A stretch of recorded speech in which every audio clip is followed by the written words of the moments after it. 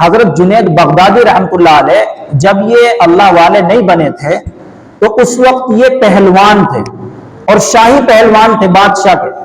اب کیا ہوا، ایک مرتبہ ایک سید، ایک بوڑھا آیا جو اللہ کے نبی کے خاندان سے تھا، سید تھا، اور سید کو زکوٰۃ لینا جائز نہیں، زکوٰۃ نہیں دے سکتے سید کو۔ تو اب جب وہ آیا تو اس نے کہا کہ بھائی جنید سے میں کشتی لڑوں گا، میں اس کو ہرا دوں گا۔ اب لوگ کہہ رہے ہیں بڑے میاں اتنے لاغر اور کمزور ہو، تم جنید پہلوان سے لڑ لو گے تم؟ کہ ہاں میں تو ایسا داؤ ماروں گا کہ وہ دیکھتا رہ جائے گا، یاد ہی رکھے گا کہ اچھا۔ اب میدان سجا، حضرت جنید بغدادی رحمۃ اللہ علیہ میدان میں اترے اور وہ بوڑھا بھی آیا، سید بوڑھا، اور آنے کے بعد جب کشتی شروع ہوئی تو اس بوڑھے نے کہا کان میں کہ میں سید ہوں، میں اللہ کے نبی کے خاندان سے ہوں، میرے بچے بھوکے مر رہے ہیں، ان کے اوپر فقر و فاقہ طاری ہے، آج تم ہار جاؤ یہ انعام مجھے مل جائے گا جو تمہیں جیتنے پر ملنا ہے، اللہ کے نبی تم سے خوش ہو جائیں گے۔ جنید بغدادی رحمۃ اللہ علیہ نے یہ سودے بازی منظور کر لی، جبکہ پہلوان تھے، ان کو دین سے کوئی سروکار نہیں تھی، اولیاء اللہ میں شمار نہیں تھے اس وقت، بس یہ سودے بازی کر لی۔ اب انہوں نے کچھ ایکٹنگ اس طرح کی کہ جیسا کہ لڑ رہے ہیں، لیکن وہ اسی ایکٹنگ میں گر گئے۔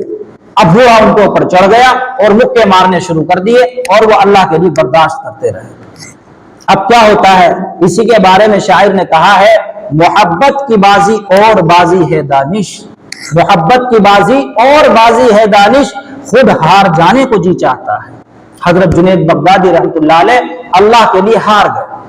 اب جب وہ ہارے، بوڑھے کو انعام مل گیا، وہ گھر چلا گیا۔ جنید بغدادی رحمۃ اللہ علیہ نے رات کو خواب میں جناب محمد رسول اللہ صلی اللہ علیہ وسلم کی زیارت کی۔ آپ نے فرمایا، اے جنید، کیا تو نے ہماری محبت میں، اللہ اور اس کے رسول کی محبت میں ہار کو قبول کر لیا؟ کہ ہاں، اب میں تیرا ڈنکا پورے عالم میں بجوا دوں گا۔ اور ایسا ہی ہوا، اسی وقت سے اللہ والوں میں شامل ہو گئے اور ان کا سلسلہ چلا، کتنے لوگوں کو ہدایت ملی اور کتنے لوگ اللہ والے بن گئے۔